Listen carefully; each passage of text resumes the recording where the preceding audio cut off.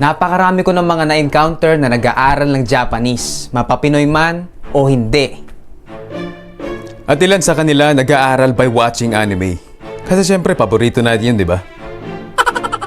Kaya naman ang Japanese nila ay parang anime na din. Na in reality, hindi naman talaga ginagamit sa everyday life. Example, pag gusto mong dumaan. Yamada! Doki! Ore ga toru michi o ageru! 通ってもいいですか？あ、すいません。ありがとうございます。ありがとうございます。すいません。すいません。すいません。 Siyempre, nakadepende sa genre ng anime na pinapanood mo.